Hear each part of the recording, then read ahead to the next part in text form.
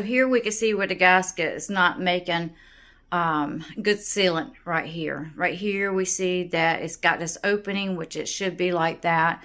Now this machine is not on, and most of the time when it comes on and a vacuum seal starts taking place, the vacuuming part, then it usually does that. But since we're having a problem with the vacuuming, which I believe is coming from this right here, I've tried to tighten the screw up. This is kind of loose right there. So when you try to close it, that's closed. It's still not making a good vacuum. This is open, but we got a loose connection here. I believe that ball in there is not working properly. When I took and put my hand over the end of this, it makes a little suction. And if you listen closely, sometimes you could hear the suction. So what we want to do is take this off. I'm going to take this off right here. This is the connection I have bought. I bought it from Tractor Supply. It's brass. We're going to make sure that our opening, when it opens, is coming this way and not going that way, which I don't think that with the way this is looking that we will have any problem whatsoever. You don't want it to where you can't close it all the way if your line is too close to the freeze dryer. So since this has happened with this right here, I believe this is what's taking place, then I started noticing right here where it's not making a good seal. It should put a little line right there, a little gap right there. So to tighten, to adjust this door right here, you have to unloose this bolt right here. And then you're going to have your Allen wrench, and then you're going to untighten, and then you're going to you're going to push this door in. See, when I push it in, when I tighten that up, that closes up. You want to make sure that this is completely closed. You're going to have two turns, 1, 2. That's locked. But we still see this little gap right here. So once we open it, we don't see very much of as long as it's not on this plexiglass or whatever it is, type glass, plastic, is not against the gasket, then we won't see that opening. But once it's compressed, then we can see it. This little gap right here is opening up. So it's, in a sense, this is closing. This right here doesn't have a good seal.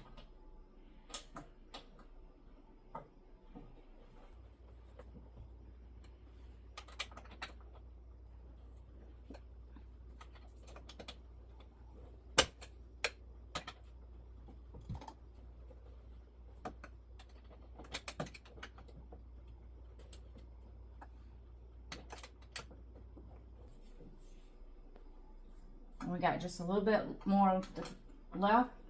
We're starting to see that we have a good contact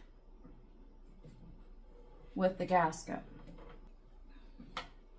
Looking at this, we see that this right here is not.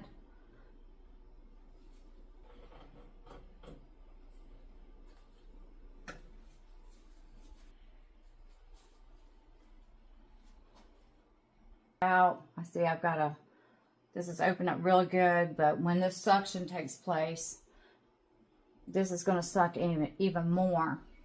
So before I go do any more adjustments, then what I'm going to do is tighten this bolt back here, tighten this back up.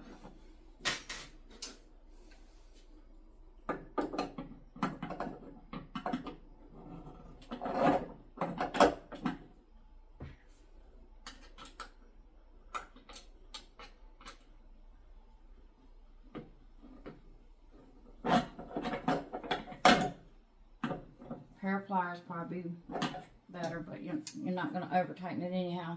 So we got it like that. Our next step that we want to do is disconnect this valve right here.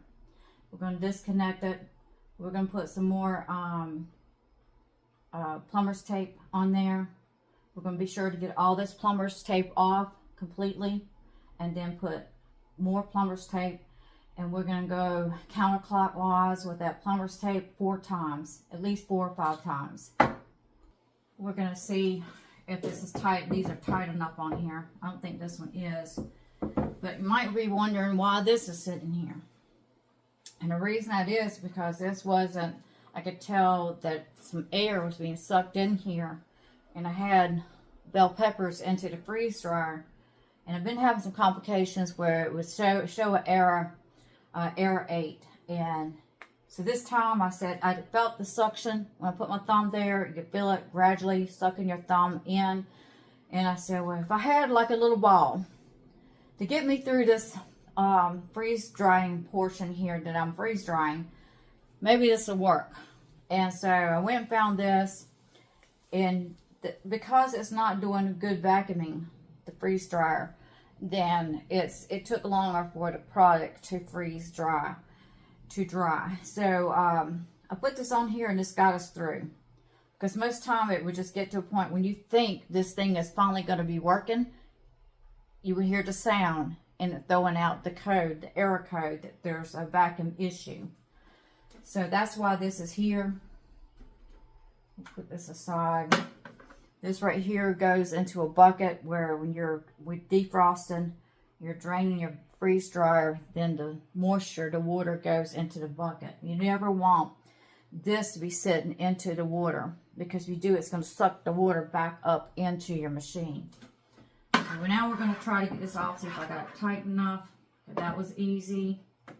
That was very easy. Now this has plumber's tape on this end. They say you don't have to have plumber's tape on that end because this valve right here should be shutting off and shutting off the air and open it up. But we're going to go ahead, since they manufacturer put this on here, we're going to put some more. We're just going to put it on there. So we're going to pull all this off, get all this off right here.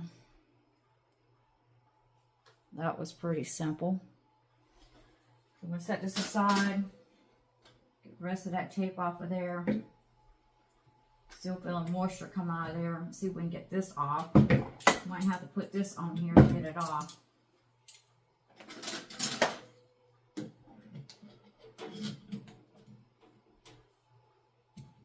Always go righty, righty, tighty, tighty, lefty, lefty, loosey, loosey. So let's try it this way.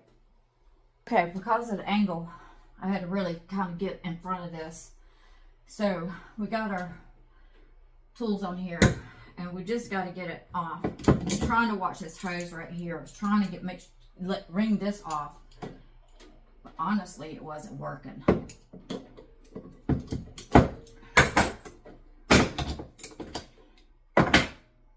It was hard for this one. So we'll get all that plumber's tape off of there. Get all of it off. And while I was doing this, I noticed. So when I look in this right here, that's open. And then we close it. And that's closed that way. When you look down in here, you can see that it's not closing all the way, which is creating it not to vacuum like it's supposed to. So it's not, this valve is not shutting off. I heard these valves are not any good. It's crazy. As much as these things cost, we see even over there, it's got air coming through. We get on this side, we see the air is coming through. And I'm pushing it out of the way. And I have tried to tighten that screw up. My next thing I thought about doing was taking that screw off and see if it will close it.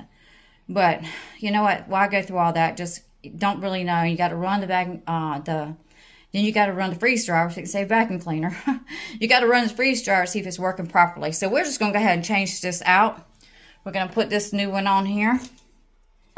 Our line is further out, but we're going to make sure that we can close it properly and not have any hindrances.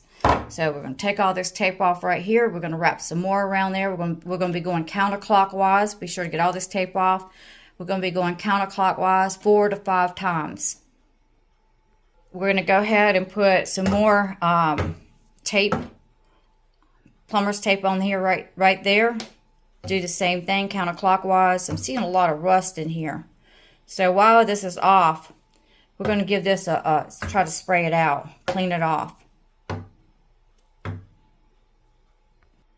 We get our paper off, go ahead and get it off as best as we can. They kind of put it on with the bolt. But this is a 3/8 brass ball valve, a 3/8 inch. Got our plumber's tape on there, counterclockwise. Kind of took and mashed it in just a little bit.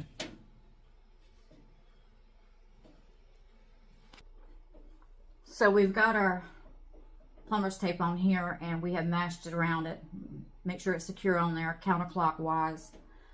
We've got this ball valve here, $20 for this, but we can see if it's straight out, it's closed. That way it's open. We want to make sure, depends according to your line here, you want to make sure that when you put this on, that when you try to close it or open it, if you had it that way, you want to make sure that you got enough room. So we're going to go this way. We're going to screw that on there, and then we're going to put some plumber's tape on this one right here, counterclockwise, and then we're going to put that on there. They say that this doesn't have to have plumber's tape, but we're just going to go ahead and do it because we've seen that we have problems with this, and possibility that plumber's tape might have helped out somewhat, but I doubt it. I doubt it very seriously. This right here is just worn out.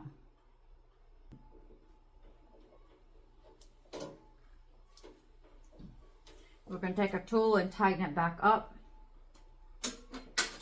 Now we're going to put the plumber's tape on there.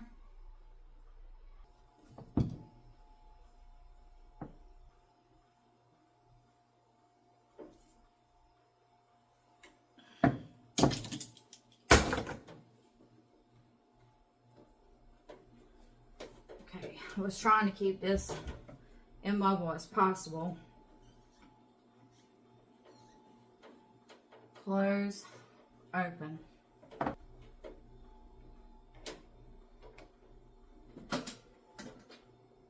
Now if you could take this rubber piece off, it'd be a lot easier to get on there, but I'm not going to do that.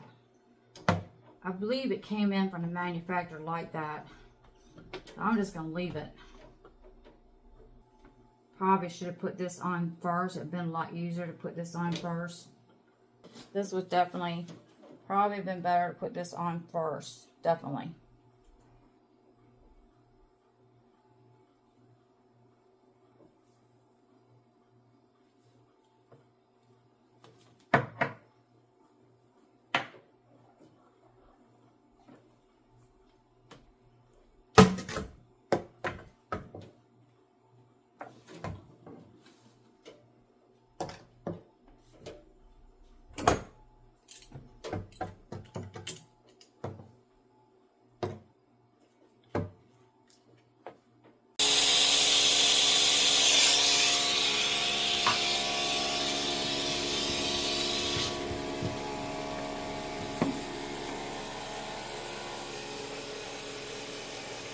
We don't hear that air suctioning in anymore.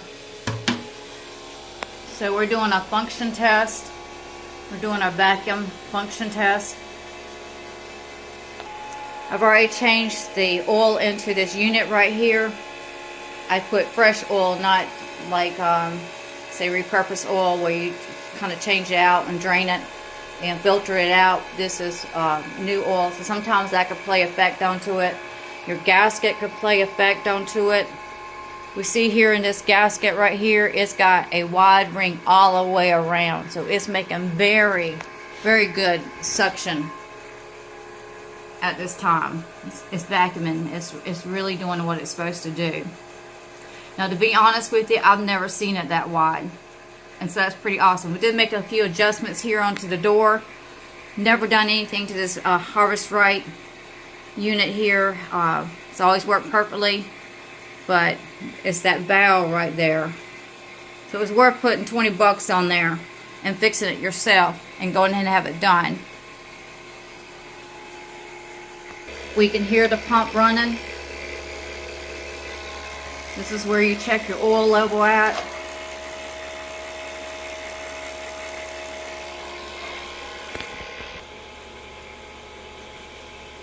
So we're going to sit here and let our tours, our functioning test, pressure tour drop. The book says below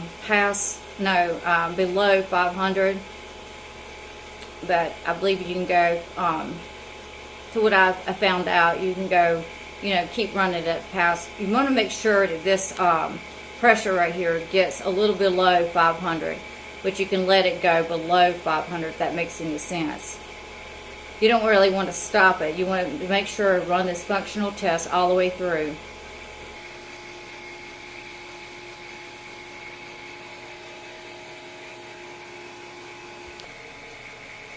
I don't feel this thing sucking my thumb in there. So there's no air leak here.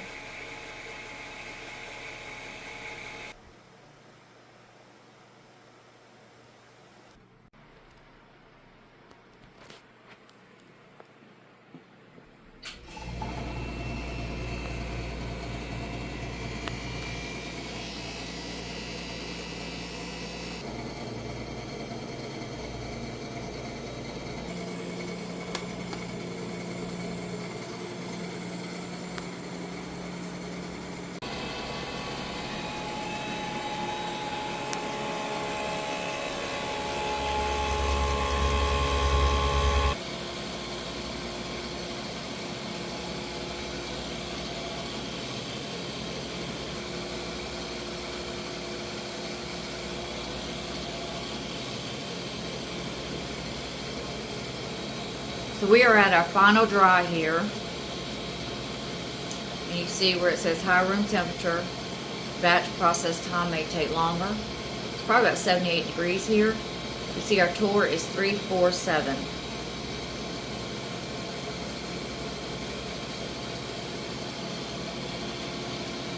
We've got bell peppers in here.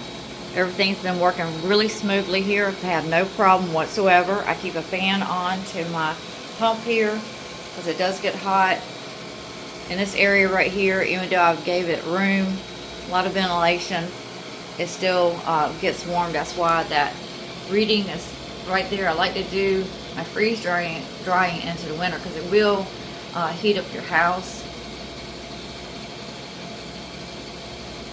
So this freeze dryer has been running for 19 hours and 53 minutes and 22 seconds. When it's ready, it'll alarm you and let you know that you can, the process has finished, and then you can store your product. So by fixing that valve right there, it solved the problem of the error code 8. Now we have a great vacuuming.